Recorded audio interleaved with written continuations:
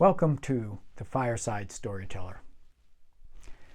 You know, growing up, I was always one of the shortest kids in my class.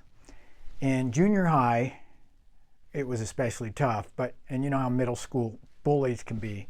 But then came the 7th grade, and I was put into an interesting 2-hour English class. You got to picture this. It was a room full of girls and 2 boys, me and this tall, athletic kid with jet black hair. I'll call him Rob. But sometimes magic happens in unexpected places.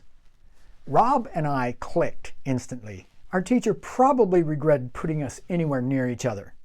We'd catch each other's eyes across the room and burst out laughing, you know, what young kids are, over the smallest little thing. She eventually had to separate us into opposite corners, like bookends holding up the whole class. But before I tell you how this friendship turned out, let me share a story about another unlikely pair. This story is called The Mouse and the Lion from Aesop's Fables.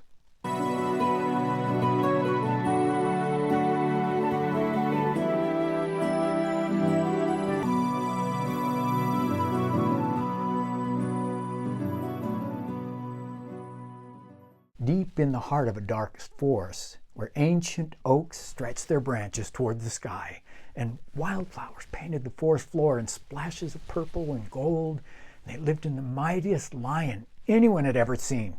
His mane gleamed with threads of copper in the sunlight, and when he roared, the tallest tree seems to tremble. One particular warm afternoon, the great lion lay sleeping in his favorite spot, a patch of soft grass beneath a towering oak tree. His massive claws were tucked beneath his chin. He was breathing, came in deep rhythmic rumbles that sounded almost like distant thunder. As fate would have it, a tiny mouse was scampering through the undergrowth that very same day, gathering seeds and berries for her little family. Her whiskers twitched with excitement as she discovered a particularly plump blackberries and sweet acorns. Lost in foraging, she didn't notice the sleeping giant until it was almost too late. In her haste to gather one more acorn, the little mouse accidentally scurried across the lion's massive paw. And the lion's eyes snapped open instantly, and before the mouse could even squeak in terror, his enormous paw had trapped her beneath it.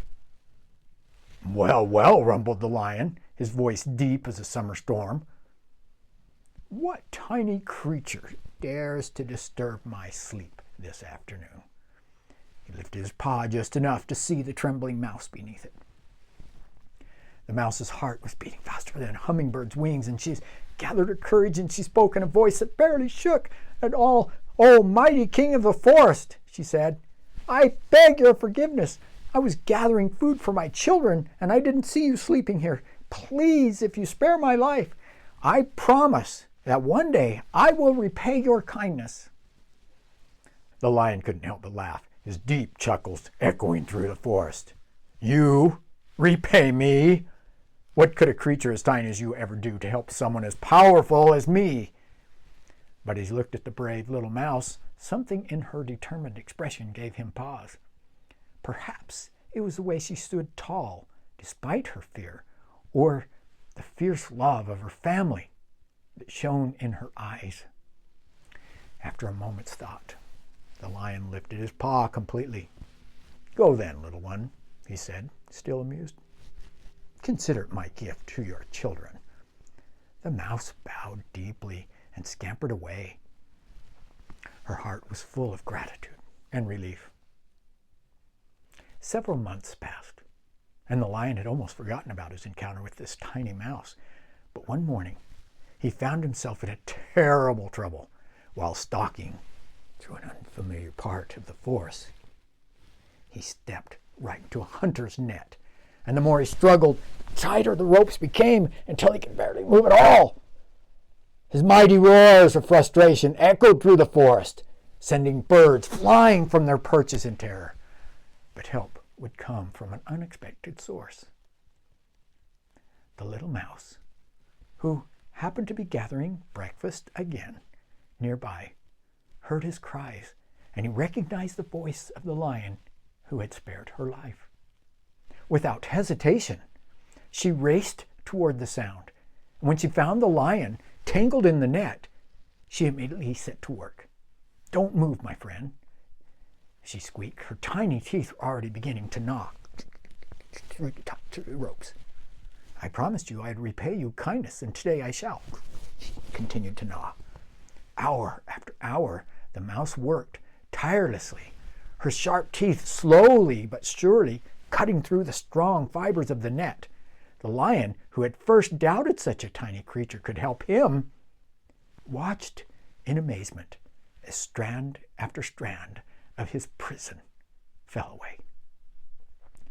Finally, just as the sun was beginning to set, the last rope snapped. The lion stepped free, shaking his mane and stretching his muscles. He looked down at the exhausted but proud little mouse with new respect in his eyes. "My tiny friend," he said softly, "I was wrong to laugh at your promise. You have taught me that even the smallest among us can have the biggest hearts and the strongest courage.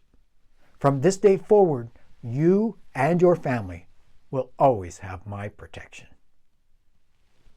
So it was with the mighty lion and the tiny mouse became the most unlikely of friends, proving that kindness, no matter how small, is never wasted, and that true size comes in many sizes.